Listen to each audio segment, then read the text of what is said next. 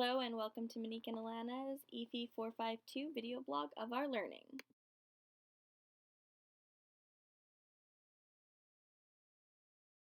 Dr. Hopper has us using a sports ed model within our class to show a practical example of how it can work. This is a great model to use in a PE classroom as it holds every student accountable and it's based off student-centered learning. In the first week of using the sports ed model in Tim Hopper's class, we quickly established roles within our group that would be carried out throughout the semester and utilized during practice and competition days. This year was a rather special year as we only had 10 kids in the class and usually there's 20. So here you see the chimpanzees team learning how to use course spaces in the first week. After getting into our home groups of chimpanzees and gorillas, we wasted no time in introducing us to the TGFU, which is Teaching Games for Understanding, opposed to the skill or drill-based learning. We were also introduced to the ecological task analysis, which involves the task, the learner, and the environment, and the 4 R's of read, respond, react, and recover.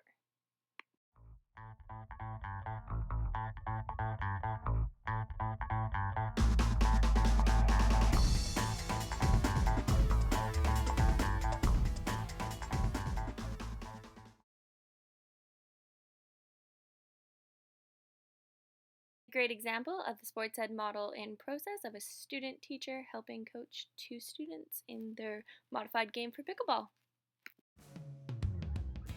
Part of the sports ed model is making sure that everyone can play everyone. So once one student scores, their target gets smaller so they can play students with not the same skill level and still be a competitive match.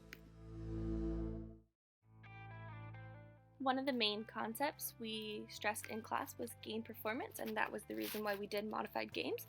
So game performance is made up of 7 tactile components we want to keep in mind: making decisions, skill execution, adjustment, cover, support, guarding and marking, and basis support. Tim Hopper does a great job of explaining the importance of modified games in his quick debrief at the end of one of our lessons. Formally running progressions well planned, and I know that you had to figure on the spot, but you're coming up with good ideas because you're thinking through what makes a good progression. So the cues are important, but important is the conditions under which you put the skill that gradually changes to afford the opportunity to be successful. And you're doing really good at going from this game, progression here, back to this game, changing the rules to allow time, an opportunity for that movement to happen, for the skill to have an opportunity to happen. And then you can practice skill again and go back. And you're always going back. Movement, reinforcing it, skill practicing, changing the rules, extending the rules, adaptation of the rules to make it close. That's what keeps it close. And like you're swaying now, that's what you want your middle school kids, your high school kids. Not the best players always winning. Because if you're the best player, be at a close game, the game modified, you feel really good, even though you're lost. Right? Because the conditions actually caused that, but the other person who's never won before feels exhilarated because they've now beaten the best volleyball player in the school under good conditions. Fukuhara, which is a modification game for volleyball.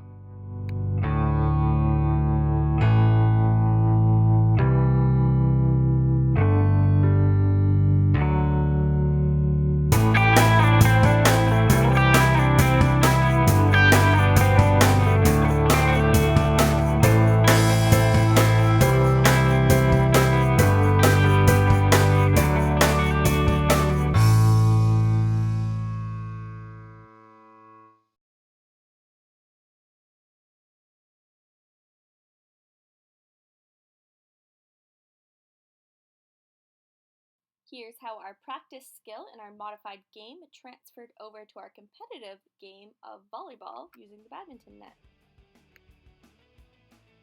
As demonstrated, whether you have the ball or don't have the ball, you always want to be stressing the importance of the 4 R's of read, respond, react, and recover.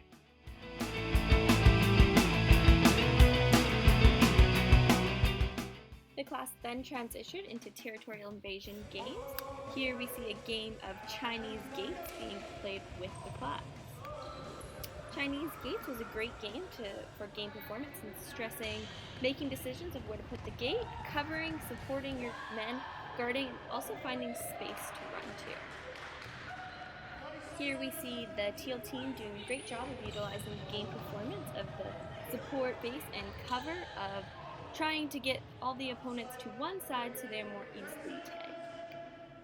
After playing one version of the original instructions, Tim Hopper then changed the game and let the IT team choose where to place the gates to see if it'd be easier or harder about tagging people if the gates were closer together or further apart.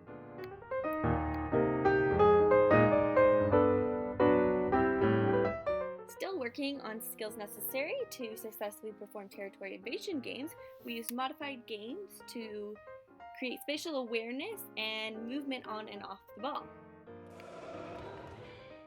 This modification game was great for getting students to figure out spatial awareness, but also creating space and taking space, as they were not allowed to catch the ball within the hoop if anybody else was in that hoop.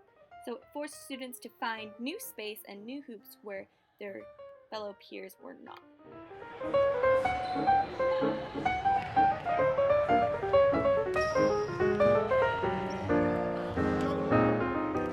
We then took what we learned in our spatial awareness modified game and put it into a competition setting of a 4v3 handball game with the objective to knock down the pin located on the opposing side's court.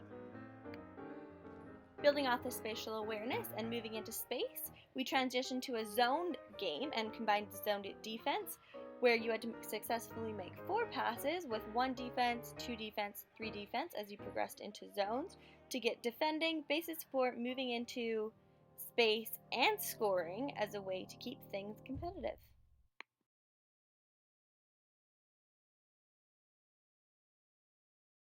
After territory invasion games, we transitioned back into pickleball in a competition setting in Monarch of the Court, especially importing the stress of using Monarch, not Kings of the Court, and gender and neutral names.